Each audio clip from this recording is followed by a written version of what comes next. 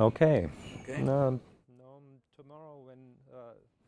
in the morning when I came to the restaurant, I saw you bent over some secret revolutionary pamphlet or something. What are you reading these days? Read a pamphlet on the origin of metaphysics in Aristotle. Okay. Very revolutionary, actually quite revolutionary. Always the subversive. And continuing in this vein of being subversive, we were talking politics the first half of the morning. Now we are going to be talking linguistics. Could you lay out for the ordinary person, Jane, not USA in this time, the ordinary person, what generative grammar, the thing you've been doing basically for 60 years, what it is all about? What makes it different from when on before? What makes it different from what's going on in other realms of the humanities and linguistics now? Well, let's go back 60 years. So my grandchildren grew up in Nicaragua. Yeah. And they, they have facility with this stuff, but they're not immersed in it. Mm-hmm. It's just kind of something they use when they have to. Yeah. Mm. All right, we're rolling again. Okay. So let me just repeat the last question. Can you set out what generative grammar is all about, and set it out for the ordinary person?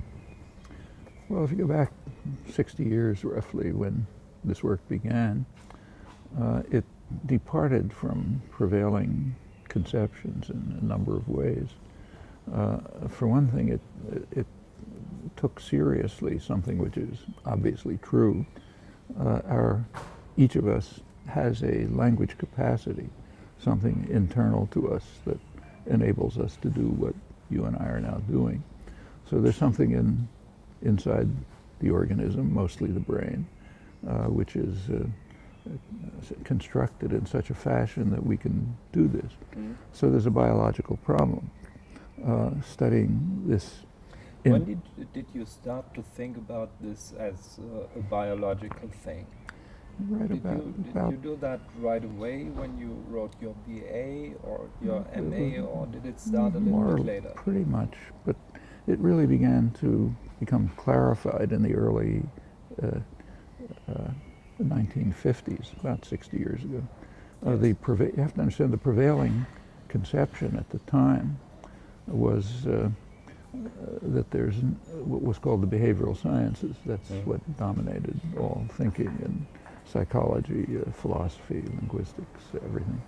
And that regarded language just as a kind of behavior. So it's like drinking a cup of coffee or something else. Yeah. And the prevailing assumption was that behavior is all a matter of conditioning and training. So you're trained through conditioning, the way you train a dog to lie down or something. You're trained through conditioning to produce these sentences, and other people are trained to understand them. And so all you can study is either the behavior and the training period that leads to it, conditioning period, or the outcome of behavior, like a text, corpus of material. So the object of the study would be behavior. Behavior and its products. Mostly its product. Yes. So linguistics was a... So you would tape sentences, or you would study texts, and statistical distribution. In principle, like any linguist whose head was screwed on didn't do that, but that was the principle.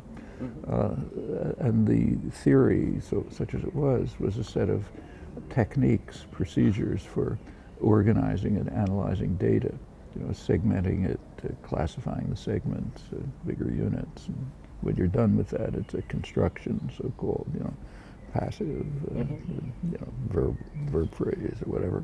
But when you're done with that, you're done with the work. It also followed, and indeed was said, stated that languages can differ in arbitrary ways. Yes. So any old thing can be a language, nothing to say about it. And of course from these assumptions it also follows that there can't be much of a difference between other animals and humans. After all, we're all just conditioned by the same methods. So humans would be different in that they maybe bigger memory, more complicated. bigger memory or something like that. I mean, all of this is just total nonsense. It can't possibly be true. In fact, it takes 1 minute reflection to see that it can't be true. So, for example, take, say, my granddaughter, and suppose she has a pet chimpanzee or songbird or something. And, from birth, literally from birth, my granddaughter, they both have the same data around them. Let's say they have exactly the same data. My granddaughter instantly from birth, actually it's prenatal, that we now know, but from birth you can test that the infant selects out of the environment, which is a very complex environment, selects data which is language related. That's instantaneous. And then almost reflexively develops the capacities that we're using. It's now known that very early, way before the child can exhibit anything, they know they have acquired much of the language. There is always something more than you Something's see going on. Something's going on internally, reflexively. No training, doesn't matter. The infant just picks it up. On the other hand, the pet chimpanzee, it can't take the first step. It's just there's just a lot of noise going on. Yeah. And from that trivial fact alone, and that's just the bare beginning, it follows that there's some unique biological capacity. When you begin looking at the language, at what's acquired, it has properties that just don't exist in the animal world outside of humans. Something has to be there that enables humans to do this. Yeah, just as the same reasons why you have a mammalian visual system and not an insect visual system. It's not from experience. Yeah.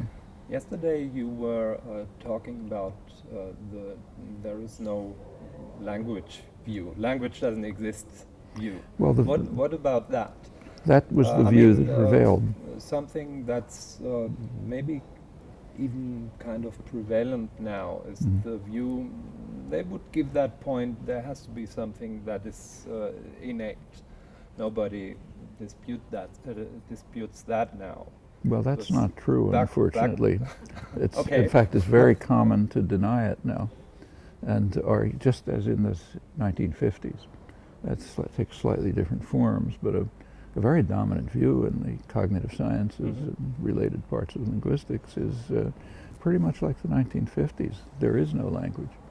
There's just some relatively arbitrary collection of actions, acquired by pattern formation or habits or something, just like other, Actually, none of this works for animals either, incidentally. That's another story. But it was assumed at the time that animal behavior could be accounted for in terms of conditioning, habit, induction, and so on. That's now known to be false also. But the assumption is whatever is going on with language is the same, and languages can differ in arbitrary ways. There are no generalizations. I mean, as far as animals are concerned, experiments by Lorenz or Tinbergen at the time done in Europe, even at that time, tended to show that it's not. Well, that's quite interesting. Back in the early 50s, these were the prevailing dominant attitudes, not even question. But there were a few graduate students at Harvard, 2 or 3. I was one. Eric Lenneberg was another. I was just going to ask about that. We were reading Lorenz and Tinbergen, yes, but nobody was looking at that. That was heresy. That's kind of old-fashioned European nonsense. So, in fact, the first mention of any of this really, there was some in comparative psychology, and a few people did it. Yes. Zoologists looked at it, but in these fields, what became the cognitive sciences and linguistics, the first reference to any of this work was in things that we wrote. It was not known at all, and to the extent it was known, it was dismissed. When did you first start reading this stuff, and when did you first meet Eric Lenneberg? About 1951, so 60 years ago, when we all got to Harvard. Yes. We got there as grad students. Yeah, who were some of the other people who were part of this? Maurice Halley, obviously. What about Sylvain Bromberger? Sylvain Bromberger? Oh, that's later. That's later. He's a mathematician and a biologist. He came around 1960 or so visiting, and he fell in right away. Yes. But he was just coming from a different background, mathematics and biology. I think the beginnings of the 1960s was also when you met Lila Gleitman. Lila Gleitman was a student in the late 50s, and I met her. I was teaching part-time at Penn, where she was, and I met her in 57, 58, and she got interested in it. And by the late 50s, others were beginning, almost all students, practically nobody else. In fact, about the only senior faculty member who was even marginally interested was George Miller, psychologist at Harvard. He used to was be interested. a behaviorist. He was originally a very committed behaviorist, but he was quite open-minded. He also had a mathematical background, and he could, as soon as you think about these questions, it instantly collapses. And he was open-minded enough to think about it. And you have to understand how dogmatic the atmosphere was at the time. You just couldn't talk about these things. But Miller did, and he became interested, and he was helpful. And in fact, Eric Lenneberg was his student, but which meant working with, and I worked with him too from the mid-50s. But it basically was young people who just kind of broke through. Well, first, one aspect of it is the biological orientation. In fact, Eric Lenneberg went on to pretty much found biology of language. The other aspect was just the question of what is the system. As soon as you recognize that there's some biological capacity, kind of like, say, the visual system or immune system or whatever it may be, next question is, well, what is it? Well, it turns out as soon as you look at it, you see it has some very unusual properties. So one of the simplest property of language is what's called discrete infinity. So it's kind of like the number system, 1, 2, 3. So there's, there's a 5-word sentence, there's a 6-word sentence, on and on, no limit. But there's no 5.5-word sentence, and there's no end. You can make longer, more complex sentences without limit. So that's a special property, and it was understood by the roughly 1950. The formal nature of such systems was then pretty well understood. It's the foundations of computer science, theory of automata, and so on. So what it means is there's some kind of procedure that constructs these things in your mind. And a generative procedure, it's called. You would consider that also relates to some of the things you said yesterday. You would consider that a module, like the visual system is. Nobody says, well, all of the brain is committed to what the visual system is doing. And you would say the same is true for language. It's a module distinct from other modules that the brain may have. Notice it does not follow from that it's localized. Like take the immune system. Yes, that's in every cell of the body. Not in one location. You can't cut it out. Yes.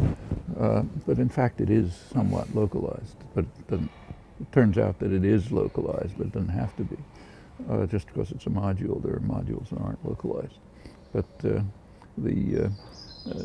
by now in fact, it was known in the 19th century that there's some parts of the brain that seem to be specialized for language. Yes. Broca's area, Wernicke's area, and so on. But and by now a fair amount is known about this, and it's pretty interesting what's known. For example, it turns out that everyone's surprised that sign language, the language of the blind, of the deaf, is localized in the same areas of the brain as sound language, which is a surprise because the modality is visual, not auditory, but it all goes into the same left hemisphere analytic center of the brain for normals, which is, and there's by now much more detailed knowledge of how similar they are.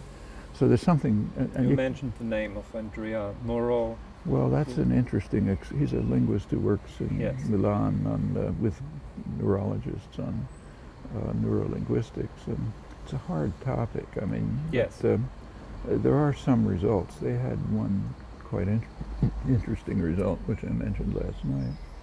They found that the actual experiment, which I didn't describe, they had speakers of German, monolingual speakers of German, and they presented them with materials. One of the sets of materials was actually taken from Italian, so for them it was nonsense syllables, but it was actual Italian, and it met the principles of universal grammar, the genetic principles. The other was invented, and it was a simple pseudo-language which used principles that violate the conditions of what's called universal grammar. Universal grammar is a technical term. It's often misunderstood. It means the genetic component. It's just the reference to the genetic component. So they took systems that violate the simple rules that violate those principles. The case that they used was something like, say, forming a negative sentence by taking the negation particle, every language has one, not or something, and putting it after the third word of the sentence. Right. So the way to negate a sentence is to say the sentence and so that would be the kind of linear rule. A linear rule, that you were talking about yesterday. Yeah, and those rules are computationally extremely simple, much simpler than the actual rules, but they're just not consistent with the genetic basis for language. And what they found was that when the Germans were learning what in fact was Italian, the normal language areas, Broca's area, was activated in a normal fashion. When they were studying, when they were presented with these pseudo-languages with quite simple computational procedures, it wasn't going to Broca's area. Other parts of the brain were being Something activated. different in the brain reacted Well, to it. what it means is the people were just treating it as a puzzle, kind of like a jigsaw puzzle or something. But so the brain is maybe general problem-solving capacity or somewhere. It's called general problem solving, but that's just an expression of our ignorance. I mean, if we ever understood anything about problem solving, which we don't, we'd find that it's also probably highly modular and very specific. Yes. And so on. But, if we knew more about it, we wouldn't be talking in that way. No. When people talk about general systems, that just means they don't know what they're talking about. Because as soon as you begin to understand something, you see it doesn't work like that. I mean, the same is true of insects, pigeons or whatever. What looks general is mainly our ignorance. So if you take, say, behaviorist studies of pigeons, one of the main experimental animals, they thought they could do things like train pigeons to, say, play ping pong or something. But when these were analyzed more closely, what it was discovered was they're actually taking the instinctive behavior of pigeons. Pigeons peck. That's something they do instinctively. And you can slightly modify their pecking behavior so it looks to you like they're playing ping pong. The pigeon just thinks it's pecking, And in fact, if you look even more closely, it turns out that what's considered pecking is actually at least two totally different systems. One is pecking and one is swallowing water. They look the same, but from the pigeon's point of view, they're totally different. And you have to distinguish these from each other. And in fact, the whole behavior system just totally collapsed, just from internal inquiry into the nature of actual behavior. Incidentally, when I say it collapsed, I don't mean it disappeared.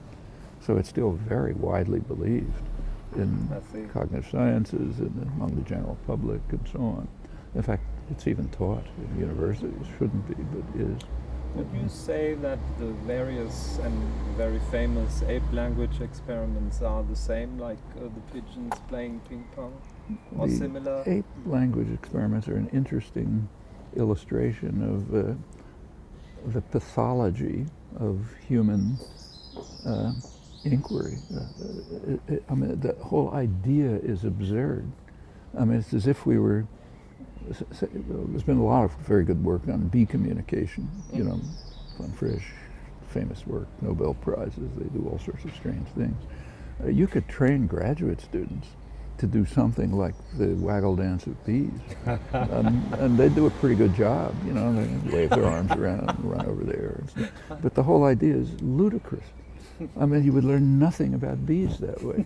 You would just learn it's possible to get some superficial similarity to something bees do. I mean, but when humans, we refuse to study rationally. I mean, we're willing to study insects rationally. When we turn to the study of humans, we become totally irrational. So you do things in the study of humans that would be a joke if you did it with, say, insects. And that's what the ape language is. I mean, you're sort of training these poor animals to do something which very superficial, which they can't do, you know. Yes. So they can kind of mimic a few simple things. As I say, graduate students could do much better mimicking bee communication, but it's all a joke, and of course it gets nowhere. But even if it did get somewhere, it would be meaningless because you're trying to train them to do something they can't do. If they could do it, then my granddaughter's chimpanzee pet, she would be doing it. You just get the same data. Why'd they do the same thing? But so it's all basically a joke. I mean, it's taken seriously. It's written up in the science journals and so on. But that's a reflection of human irrationality. It has nothing to do with the sciences. A lot of the same is true of a lot of the work in the computer science, trying to what's called artificial intelligence, which actually one smart biologist once called natural stupidity. It's an effort to try to get automata to do things that look human-like, you know, like little robots from Space Wars or whatever. And you can do things. I mean, you can construct an automaton that'll do things that look something like what humans do, but it's utterly meaningless. It emulates it, but it's not the same thing. It's like we getting are at graduate the point students. where you get behavior and study behavior again, but not what's You're not finding out what's going behavior. on inside. And the point is we understand that perfectly well when it's any non-human organism we're talking about. So to get humans to act like, say, apes or dogs or bees, people would regard as ridiculous correctly, because who cares, you know? Same with, you know, automata that act like dogs, let's say. I mean, bee scientists do construct mechanical bees, but for a scientific reason. They construct automata which act more or less like bees, but they want to see if the bees will swarm when they're led by a mechanical bee instead of an actual bee. And that's important because that can test how the bee is doing it. Like, are they following an odor trail or are they doing something else? Well, okay, you can test that by constructing a mechanical bee. So that's once again the question, what is the real research interest? Do you study the organism or do you study something that's going on? And in the sciences back to the Babylonians, you don't just study data. Yeah. It's totally pointless. When you started to go about this seriously, how did your own methods or the kind of linguistics you started doing, how did it differ, for example, from what's laid down in that famous book by your teacher, Zelig Harris? You just characterized it a couple of minutes before, and you cut language into segments, and then you have larger segments, and so on and so forth. you did something different. First as a kind of a hobby of yours, and then you discovered that was this different method was the real thing. I mean, as soon as if you approach language from the point of view we've been talking about, the first problem is to figure out what the generative procedure is. What's the procedure that it has some elementary properties. There's got to be some computational procedure in the brain which constructs an infinite array of structured expressions which are interpreted by other systems. So they're interpreted by the sensory motor system. That's what comes up. So this idea is very central, that it's a generative procedure that has to be able to do the things you mentioned before, namely create an infinity, discrete infinity. Of structured expressions. Yes. And they have at least two interpretations. One is sensory motor, you hear it. But the other, which is much more fundamental, is that it intersects with thought systems. Systems of planning, of organization of action, yes. Drawing inferences, and so on. So the objects that are constructed by this computational procedure must be such that the thought systems can interpret it, and that yes. the sensory motor system can interpret it. That's elementary. Now, the approach that Harris did, a very sophisticated and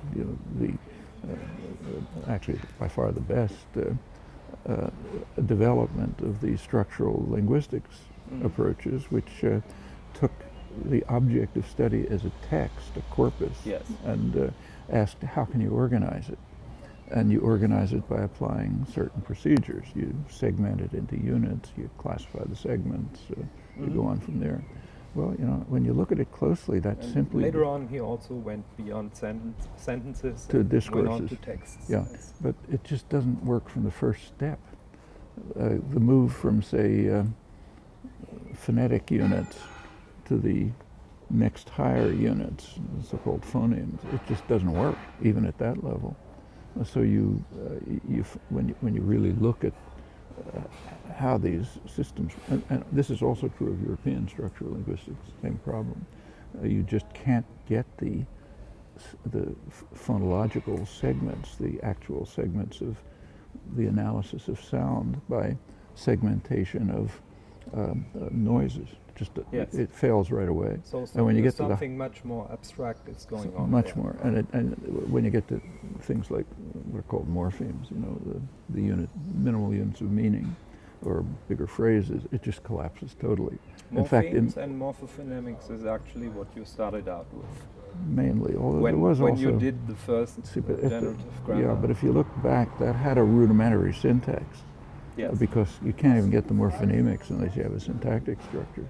Right. And some of the earliest things that were, like Morris Halley and I did a paper came out in 1956, I guess, which investigated one of the main topics of structural linguistics study at the time, which is the analysis of pitch and stress. Yes. So there's... Right. And was that in honor of Roman Jakobson? It was in honor of Roman Jakobson, but if he read the paper, he wouldn't have liked it. But what it basically argued is that the systems of analysis that were used were just, they could give notations, they could provide notations for annotating what you hear, but they couldn't explain why do you have this contour and not some other contour. And you could explain them if you used some very simple ideas.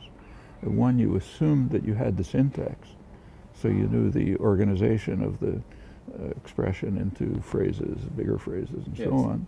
And you had a simple computational principle of what's called cyclic computation. You have very simple rules. You apply them to a small unit, you reapply them to a bigger unit, you keep reapplying them.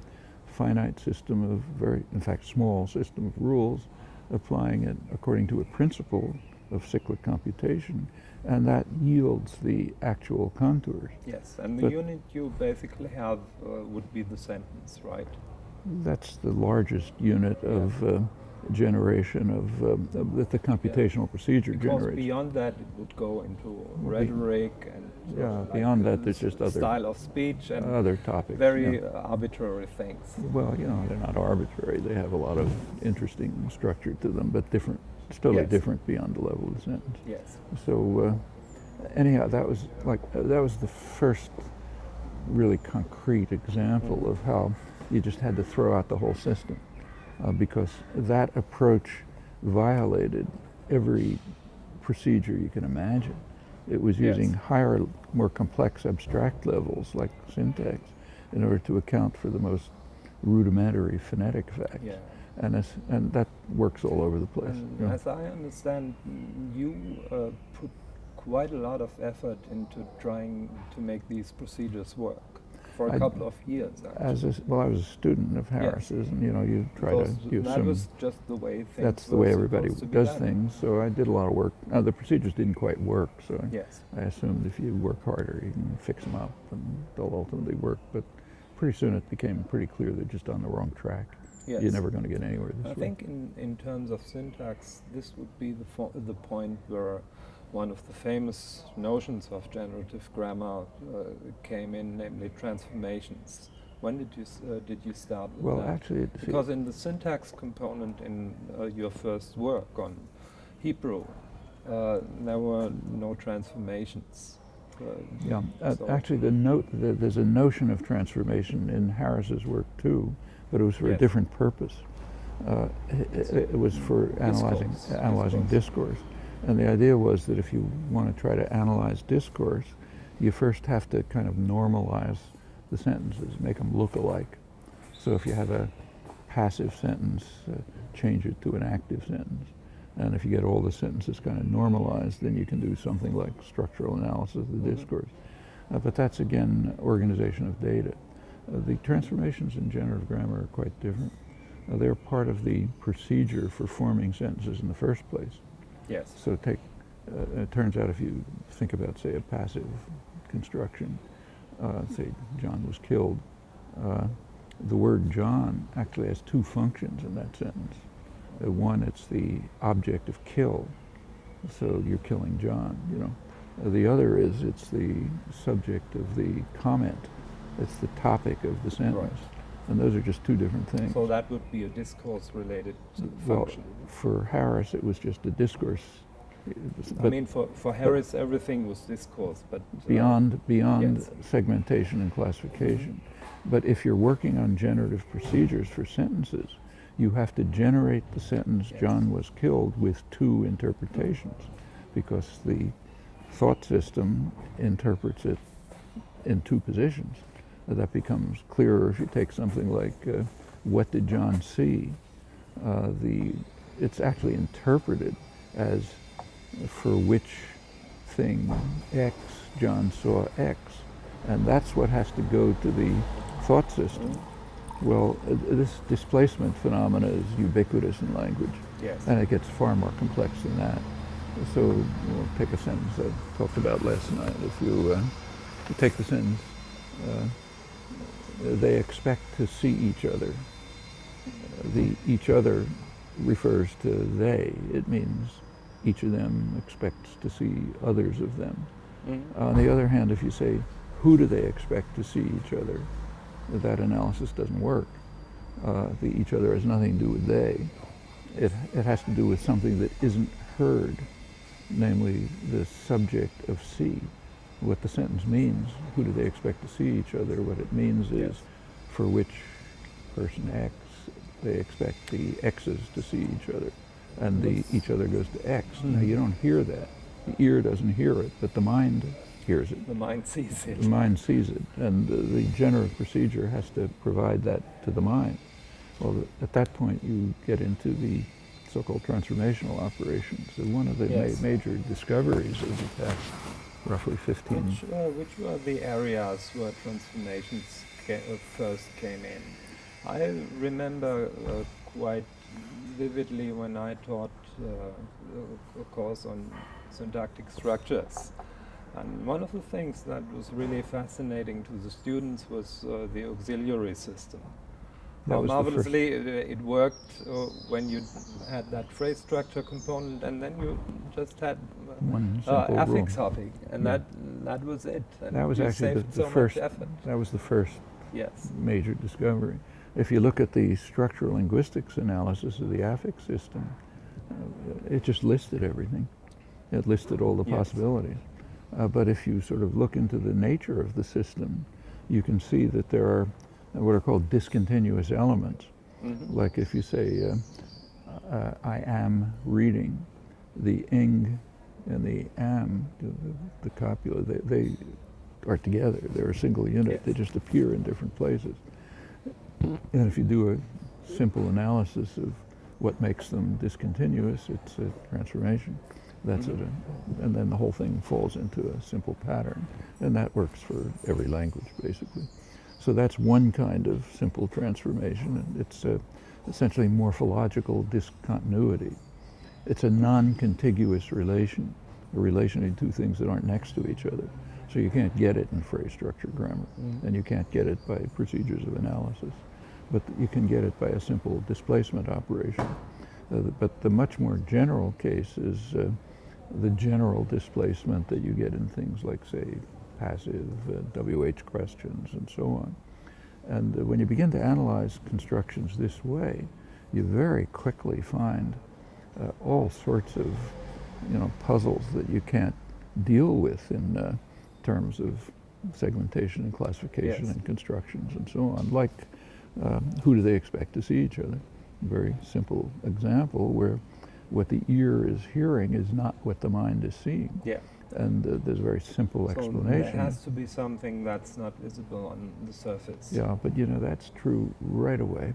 I mean, as soon as you look at phonetics, you find that. Mhm. So even if you take it was also discovered in the early 50s by Haskins Laboratories and others, that if you take a simple click, you just take you make a noise, a click. How that click is perceived linguistically depends on the vowel that follows. So if you take a particular click, it'll be interpreted as a T or a P or a K, depending on whether it's followed by E, A, or U.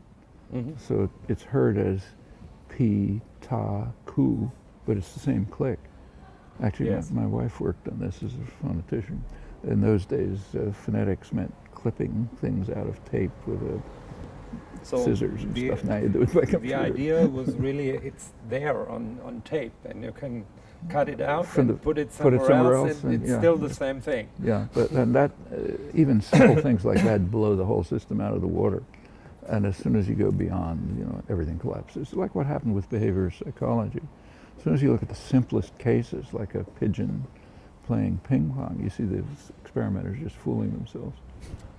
In fact, what happened in the behaviorist literature is quite intriguing. The main, the leading figure was B.F. Skinner, and he developed, systems of conditioning, operant conditioning, and so on, which actually are useful experimental tools. They don't tell you much, but his students assumed, just like the linguist assumed, that the whole field is over. We know everything. So now we can go into applications. And in fact, his best students started to go into animal training. So all the famous animals, like, Flipper the dolphin and so on, they were trained by Skinner's students. But they discovered something that was quite intriguing. They discovered that the entire behaviorist literature was fooling themselves. If you train an animal, you think you're training, take one famous case. They tried to train a pig to pick up a coin and put it in a slot, like a mailbox. So the pig was picking up the coin, putting it into the mailbox, and the pig worked fine. However, they discovered that if they continued the training, if they continued the performance, the pig started rooting. That's what pigs do. That you went to the coin and started trying to dig it out. And it took longer, so the reinforcement was slower. And finally the pig would starve to death. because it would just keep rooting. It was hungrier and hungrier, keep rooting, delaying. Well, basically they were driving the pig mad. Well, what they were doing is working on the pig's instincts. They didn't know it. They thought they were training the pig to pick up a coin. The pig thought, this is food, because if I do this crazy thing, I'll get some food. And as it tried to get more and more food, it could starve to death. And in fact, all the training was like that. Then they went back and looked at the actual experiments, say with pigeons, and they found that it's exactly what happens in the experiments, except that the experimenters stop the experiment when the reinforcement doesn't work anymore. So the experiment goes through the early stage where, it works, the animal's interpreting it a different way, but then invariably it stops working. And at that point the experiment stops. So you don't see that it's not working. But when you redo the experiments, it turns out conditioning isn't going on at all. You're just modifying slightly the animal's instinctive behavior. They called it instinctual drift, meaning the instincts take over. It's basically Tinbergen and Lawrence, others which nobody was paying any attention to. And that was enough. I mean, by the time people started picking this up, they essentially blew away the field. It's not clear that conditioning even exists. If it does, it's a marginal phenomenon. But and the same, it's kind of the same processes in linguistics and also in general biology. So if you go back to the 1950s, 60s, it was generally assumed by biologists and said that animals can differ and organisms can differ in any possible way, just depending on the accidental course of... And by now there seems to be a much different... Totally different. In fact, it's emerging. So different that by now there are even serious proposals that are taken quite seriously that there's a universal genome, one organism, which came out of, the famous explosion 500,000 years ago, the Cambrian explosion. And every organism from bacteria to humans is just some slight modification of the same genome. It's not that, everyone doesn't accept it, but it's considered a serious hypothesis by now. How much, that brings me to the question, how much inspiration did you draw from developments in biology, chemistry, things like that? Some. I mean, only because you start seeing how the sciences work. The so-called human sciences are very different from the natural sciences in all sorts of ways. I mean, in the natural sciences, for example, if you have a theory, some kind of a theory, and you get counterexamples, you try to hold on to the theory and get rid of the data. So a famous case in the 19th century, it was discovered that the orbit of Uranus, the planet Uranus, you were talking about that yesterday. Well, it's a famous case in the 19th century. I think even Kepler or Galileo would be examples when why don't things fly off the Earth? Galileo could not explain why things... They should. But the same with the Greeks. You go back to the Greeks, one of the major problems in Greek science and mathematics, what distinguished was the discovery of irrational numbers. That if you take the diagonal of a square, it's incommensurable with the sides of the square, which was considered like, discovering that God doesn't exist or something.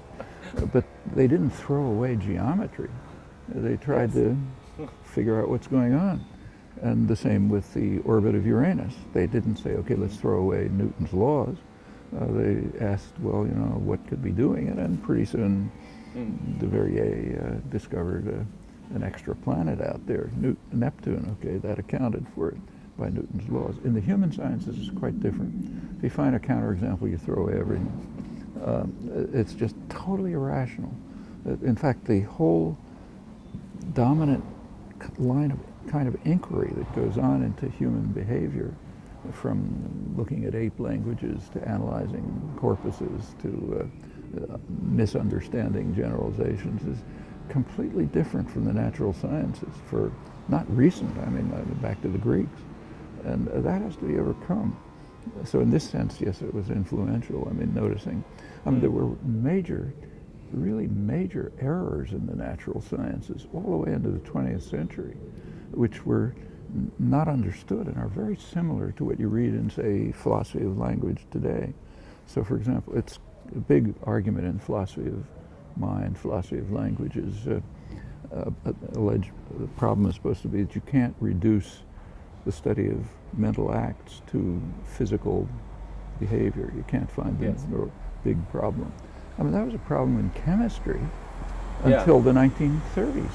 You know, when I was a kid, you know, people assumed that major scientists, you know, Nobel Prize winners, thought that chemistry is just a computational technique. Yes. It can't be real because you can't reduce it to physics. Well, in fact, it's these little things you paint on blackboard and just calculating devices. It's a technique for calculating the results of experiments. The molecular theory of gases was treated the same way. Where's the molecules? You know, Poincaré, you know, one of the major scientists of the 20th century, said that we can't take the molecular theory of gases seriously. Who can see the molecules? You know, but I mean, my take on Poincaré is he should have been the one to discover or to propose relativity. He pretty near did. He pretty much did. He was very close, but he didn't give it a realist interpretation. He gave it a positivist interpretation. It looks as if things were like that. And then Einstein came along and said, well, actually like things are like that. And then, you know, of course, he did more than that. He developed a mathematical theory of it. But, I mean, even if you look at Einstein, immediately after Einstein's famous 1905 paper, Special Theory of Relativity, experimental physicists started studying it in Germany, where the main experimental physics was, and they refuted it. You know, they had experiment after experiment that showed it didn't work. Younger scientists completely disregarded the experiments. I mean, it was so obviously true that they didn't care what the experiments were. They just waited to find out what's wrong with the experiments. In fact, that goes on up till the 1930s. I mean, you read someday the correspondence between Max Born and Einstein. Max Born, famous physicist. In the late 1920s, Max Born, who followed experimental physics much more closely than Einstein did, pointed out to Einstein in the correspondence that a famous American experimental physicist had apparently disproven the Michelson-Morley experiment, famous experiment, which is part of the basis for relativity theory about ether and so on. He said, look, he seems to have disproven it. And then the correspondence is quite interesting. Both Einstein and Born take it for granted that the experiment's wrong. And Born asks Einstein, do you think it would be worthwhile to go look closely at this guy's experiment and see what's wrong with it? And Einstein says, well, you know, who cares or something. But, and then finally, some years later, you know, people redid the experiment and found there were statistical errors and so on. But that's typical of the sciences, as I say, all the way back to the Greeks. And a very sharp break from the human sciences. Anyhow, to get back to the chemistry case, what is not quite understood is that it happened to be true that chemistry could not be reduced to physics. It was true. And the reason was discovered. Physics was wrong. It wasn't until the quantum theoretic revolution took place that you then had a way of giving an interpretation of, say, the chemical bond, you know, in terms of, you give a quantum theoretic explanation. In fact, Linus Pauling got the Nobel Prize for this, 1935. But until then, chemistry could not be reduced to physics. Unification turned out to be closer to chemistry than it was. Chemistry didn't change. Physics changed, and they were unified. It was never reduced. Couldn't be reduced, and very likely the same will be true about. A lot more was known about physics and chemistry than is known today about mental acts and the brain. Yeah. So the fact that they can't be unified, we don't know what that means. Could mean that all of neurology is wrong. Brings me to another area where the question of abstractness comes in, and that's been bothering many people, namely the question of the relation between competence and performance. Have you seen, do you see a lot of progress and developments going on in theory of performance? Because I was just reading some stuff, this brilliant book by Bob Berwick, where he talked about that performance, sentence parsing and processing in a minimalist setting. There's supposed to be a problem about that, but I don't know what it is. In biology, it's just taken for granted. In fact, it's so taken for granted, there isn't even a name for it. So take, say, the digestive system. I mean, it has a certain structure and design. You can investigate the properties of the digestive system. That's essentially competence. On the other hand, how the digestive system works depends on whether you ate bean sprouts with E. coli, say. Okay, then it works differently, so that's performance. But this is so trivial that nobody even talks about it. It's just taken for granted. Obviously, there's a difference between the structure and design of a system and the way it operates in particular circumstances, where many other factors intervene. That's competence and performance. I think the question how the performance system uses the system of knowledge. It's a perfectly fine question. Yeah. Yes. And there's a considerable amount of work on it. Most of the work is parsing programs. Yes. So an effort to because nobody has an idea what's going on between having an idea and making an utterance about that idea. Nobody can even discuss. Yes. But it's it's a question, but beyond the levels of contemporary science.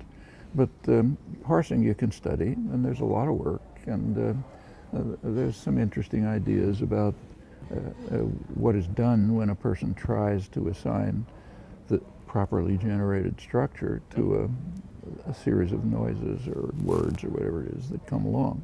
So yes, they're interesting. It's a perfectly interesting study. And you find, this is done back in the 1950s, so some of the work that George Miller and I were doing back in the 50s was about this very striking fact that you can, we have some articles about this, you can show that in performance, I mean, the competence system allows indefinitely deep embedding. You can take if-then sentences, either-or sentences, men are, not men is, structures like that, and you can embed them in each other without limit.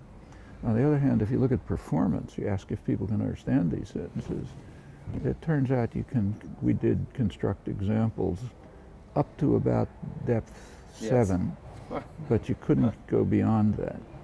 Now, that's 7 is already very much. Well, 7 is... You have a sentence like the cheese, the mouse, the rat, the cat, but that's a different problem. Yes. That's the problem of self-embedding. Yes. With self-embedding, when you keep embedding the same structure, you can only get to about 3. Yes. And the fact that you can get to 7 relates to the nature of short-term memory. It's Miller, in fact, had shown that he had that famous article, the number 7 plus or minus 2, and that's true all the way, for birds and so on. There's a kind of a fixed bound on short-term memory, and humans are a little bigger than birds. Short-term memory would be another one of those modules. It's some kind of module of the memory system. Yes. And that kicks in for humans maybe about 7, for birds about 5, but not fundamentally different. On the other hand, self-embedding is a much more interesting question, because why should it be harder to parse a construction where you keep using the same principle over and over than if you use different principles? That's still not solved, incidentally, but it's definitely true. With self-embedding, let's say, if-then, you can't get beyond, even 3 is very hard, and 2 is about the actual limit.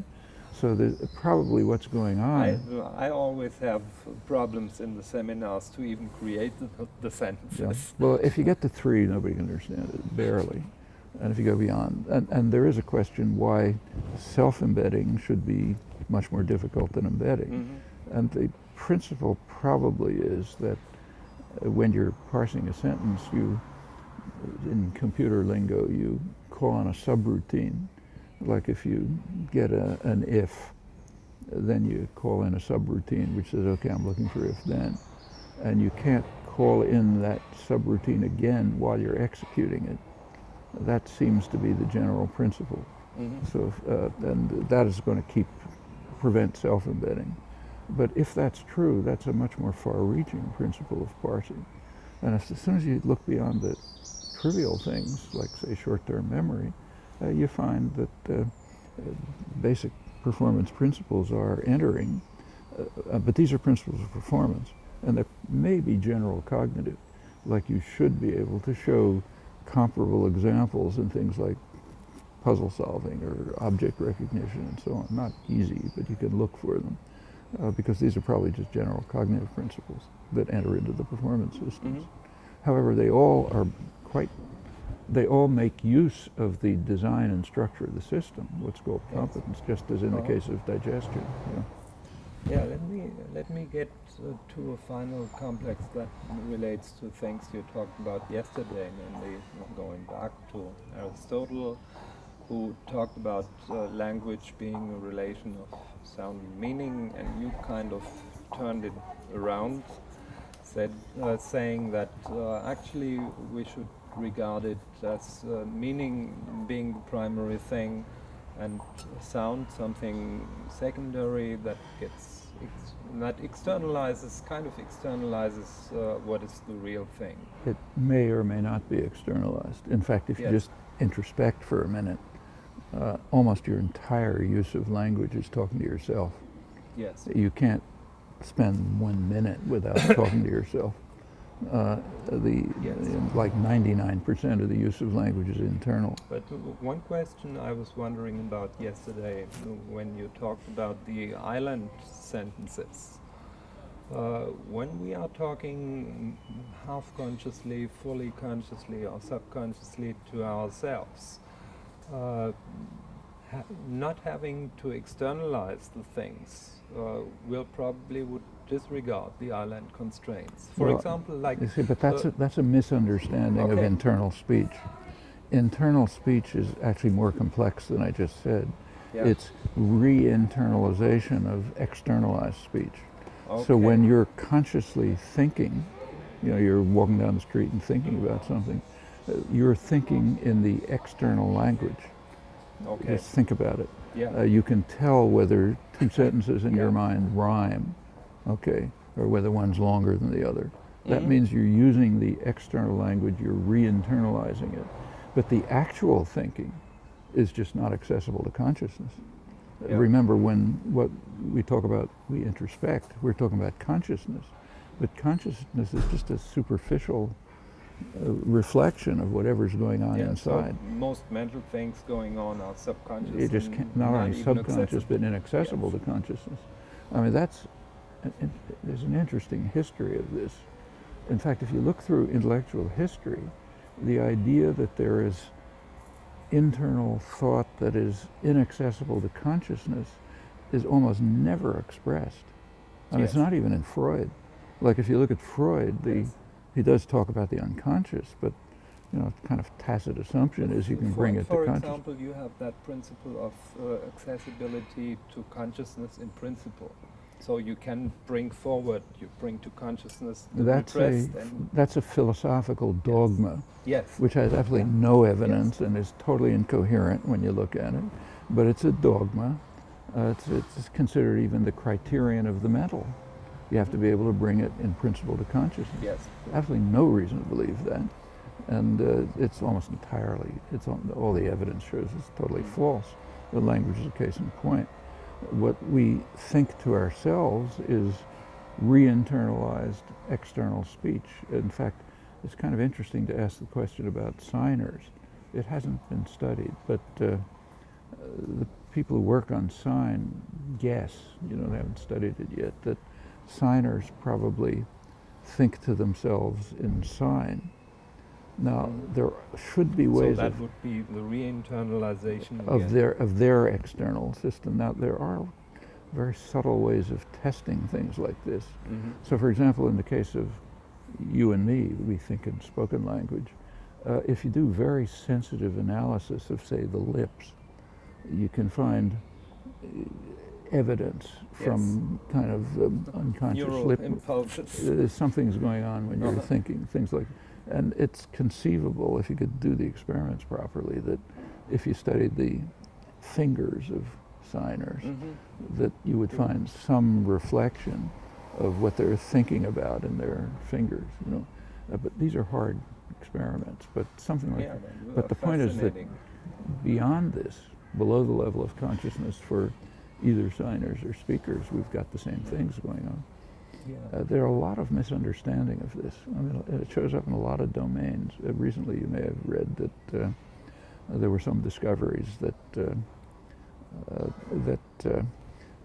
if you're planning to do something, like I'm deciding to pick up this glass, before I decide to pick it up, before small amount of time, but before it, there's activation in the motor centers of the brain. But this again has been abused and misused in my way, in my view.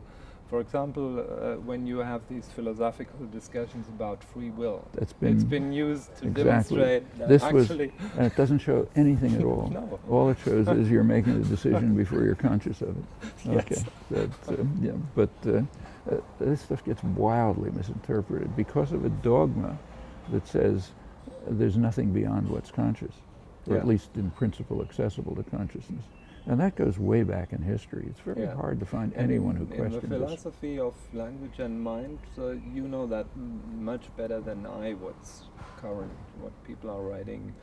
That's still the case. Everybody Almost says, 100%. well, the mind is just about consciousness. Or what's in principle accessible to consciousness. You get into all kind of problems because of things like what's called blind sight. It's a famous phenomenon now, but with a certain kind of damage to the visual system, a special kind of damage, you get people who have this behavioral phenomenon. They look at let's say it damages half the visual system, so you can see what's on the left but not what's on the right. So you present them with a visual image and say they can't see what's on the right. Where what's on the right is, let's say, a fire. And you ask the person, what do you see? And they say, I don't see anything. On the other hand, you find behavioral evidence that they're actually seeing it. They're not conscious of seeing it, but they're like they recoil or something like that, which it's called blind sight, which means that something's going on, which is... That's the most succinct demonstration that something's going on if you take a look at the philosophical literature, there's all kind of elaborate ways of trying to get around this, but there's no way to get around it without going into total incoherence. But in general, the whole dogma has to be thrown out. It's an ancient dogma. It's almost unchallenged.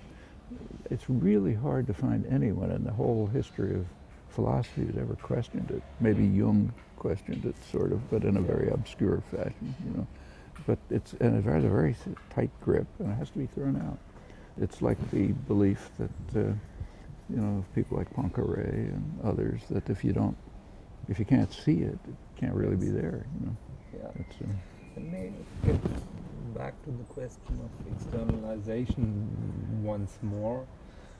Cedric Books had an article in that new book, Linguistic Enterprise, that relates the character of words as we have them as humans, different, as you explained yesterday, from, let's say, animal calls, which have one relation to what's going on in the outside world. And he relates the character of words to the computational system. So words have an edge feature which makes them mergeable, if I understand him correctly. Yeah, but he's talking about the syntax of words. Yes. But what I was talking about yesterday is the semantics of words. Yeah. That's quite a different question. See, there's another philosophical dogma. I think he's also getting at the referential question, because so. As I understood him, he was also bringing in the idea that the detachability of words from the concrete object also has something to do with the edge feature. That can't be. It just can't be. It's a completely different phenomenon. Okay. If you look at the meaning of a word, this is again pretty obvious, but there is a philosophical dogma, unchallengeable, which holds that, say you have the word cow, standard example, the meaning of cow is that thing over there. And Sure. there's a causal relation, you know, you kind of look at the cow and somebody says cow and that establishes the meaning. It's totally false. And you can tell it, you can tell it from children's stories, you know. It's standard semantics, but Yeah, I kept telling students the It's same. just totally false. We are doing this standard thing so that you know, but think about it. Well, as soon as you think about it, you see it cannot can't be true. Yes. So, standard fairy tale that every infant understands. The wicked witch turns the handsome prince into a frog, okay? And finally the beautiful princess comes along and kisses the frog and out comes the prince. Every infant understands that that thing that has all the properties of a frog is actually the prince.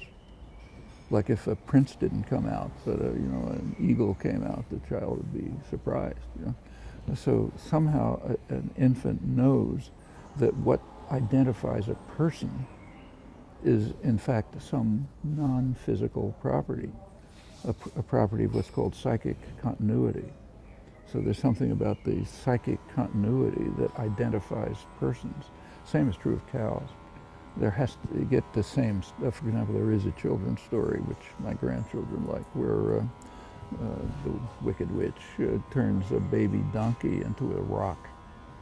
And throughout the whole story, this rock is trying to convince its parents, I'm really your baby donkey. And since children's literature always has happy endings, you know, at the end, out comes the baby donkey. But the kids understand that that rock, which has only rock properties, is in fact the baby donkey. Same with cows. You know. Yeah. The psychic continuity is a property of which we impose upon organic creatures, but it's not a physically identifiable property, and that means there is no reference. And this is true for every word you think about. I mean, so the whole, and in fact, it's interesting that this was understood by. Actually, there's something like it in Aristotle even, but it was pretty well understood by classical empiricists.